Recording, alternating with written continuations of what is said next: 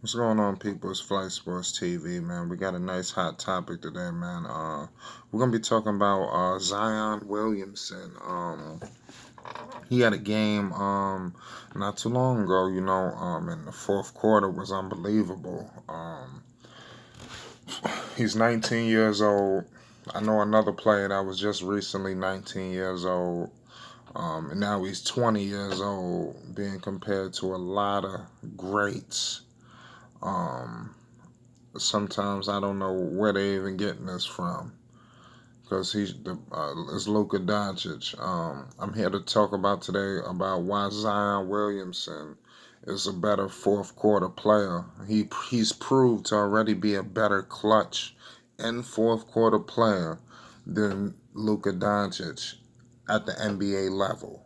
I'm going to give you some reasons why and my claims in just a moment. Before we do that, hit the like button and most definitely hit that subscribe button. It's Flight Sports TV. I appreciate everybody that's checking with me, that's rocking with me. We got 100 plus videos on the table, man. Y'all go check out all the content we got up here for the people. We're gonna keep this thing rolling for the people, man. You could definitely donate to the platform. The link will be in the description box below this video. Let's get in the comments section. Let's talk about everything afterwards, man. I'm not hard to find. You got something you upset about something I said? I'm a little wrong, or you feel I'm misinformed? Let's talk about it. And let's compare arguments. Um, before we're about to get into it, once we get to 200 subscribers, we're gonna have Flight Sports TV exclusive merchandise. Let's get right back into the topic. Okay, Zion Williamson. Now, yeah, everybody's all aware that he just had his first game of the year of the season. Preseason, summer league don't count, even though that he was unbelievable at that. He was better than Luka Doncic at both of those. So he came in and knocked it right out of the park. Zion Williamson has already had a better fourth quarter than Luka Doncic just had this season. Luka Doncic has really struggled in the fourth quarter. This whole season, all season long, this has been an epidemic. Some people have pointed it out. Some people, it is what it is. Some people have stated some claims, but it's a trip. But Zion coming in with a minutes restriction, mind you, we need to put all this into account when I'm discussing my argument here. Zion was on a minutes restriction, 3 and 4 minute bursts. Pardon me, pause. So he wasn't able to really develop a rhythm. So he was pretty much like very lackadaisical the all game long. Fourth quarter, light switch. That's something that I don't see out of Luka Doncic in the fourth quarter. In the fourth quarter with Luka Doncic, I see a lot of deferring. I see him trying to give it to Tim Hardaway. I see him. He was trying to give it to Dwight Powell.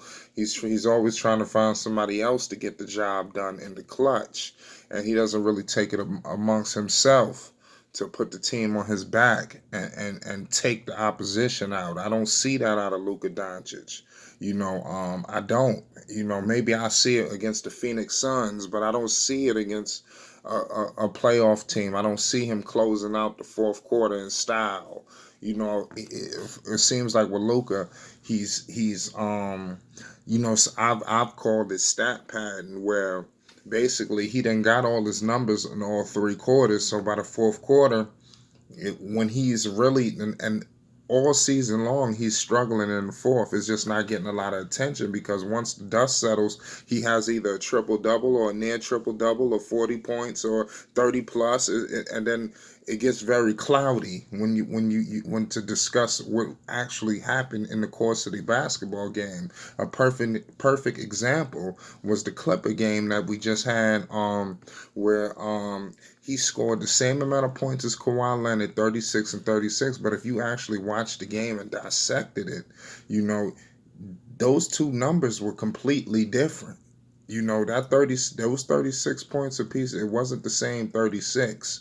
You know, um, what's Kawhi Leonard dropped 36, but Kawhi Leonard put the team on his back and closed it out for the Clippers. You understand? He closed the deal for his basketball team. Minus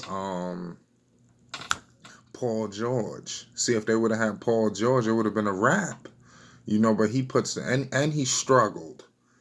But in the fourth quarter, he turned it on. Luka Doncic, on the other hand, his 36, he pretty much got his numbers for the first three quarters. And he was playing well in what he was playing with house money in the beginning of the game. Patrick Beverly goes out. I'm just breaking down one game, and it's pretty much a culmination of how he's been playing throughout this season. Where he pretty much, and then he got all his numbers for the first three quarters. So come fourth quarter, you didn't see that he missed two free throws at the line with the game on the line. It was I think it was a three. What was it? It was a 2-point game, if I'm not mistaken. It was one or the other, but he went to the line and missed two free throws in the clutch. Then it was a possession where they was down three. And he was wide open at the top of the key. It was a loose ball. He ends up getting the ball at the top of the key. He had a step in wide open jumper from the three. He passes it to Tim Hardaway Jr. That's not what Tim Hardaway's job is. Tim Hardaway's job is to bring you to the promised land. He's not supposed to take you to the. You understand? It's hard to. He ain't supposed to get you over the hump. He bringing you to the water. Now Luka got a drink. Pause. It was time for Luka to eat. And I don't see Luka eating when it's money time. And maybe he'll have to prove me wrong, but I'm waiting to see Luka Doncic consistently close in big moments. I don't see that out of him. I don't. And I'm just letting the people and people just need to be real and honest with ourselves. I don't want to hear he's 19. Zion Williamson is 19. Luka's 20. Zion came day one and proved, listen, in the fourth quarter, you could depend on me. You could count on me. Luka Doncic, you really can't depend and count on him. And for you, what seems with Dallas is they need to run it up for the first three quarters. So the fourth quarter, when they're struggling, they at least they have a little cushion. And I seen it today with Portland. Portland was making a run, but Dallas had a little cushion, where Portland couldn't really break into the lead, And Portland is just a sorry team. Like, come on, let's be quite frankly. And they was out without CJ McCollum, so that doesn't help, But it's just Portland is just they're riddled with injuries. There's no Nurkic. It's a mess in Portland. The coach is gonna get fired at the end of the season. It's a mess. What's going on there? So that's just things that we need to pay attention to, and could you imagine Zion Williamson without this minutes restriction? What if this guy, Alvin Gentry, and the medical staff and with the Pelicans didn't have to take Zion out of that game? How many points do you think? And you mind, he scored 17 in a row. It wasn't like this was in a row. First game of the season. He ain't even in game shape. And he did this. He basically rolled up out the bed and dropped 17 in 3 minutes in a row. He dropped 17 points in a row in 3 minute span. Now Luka Doncic couldn't do that on his best day. He couldn't dream to do that. Luka Doncic has not had a signature close game in nothing. I've never seen it yet. Okay? I don't give a damn what happened in the EuroLeague, okay? And then the toughness. Zion Williamson proved to me that he's a tough SOB. And Luka Doncic has to prove that he's tough.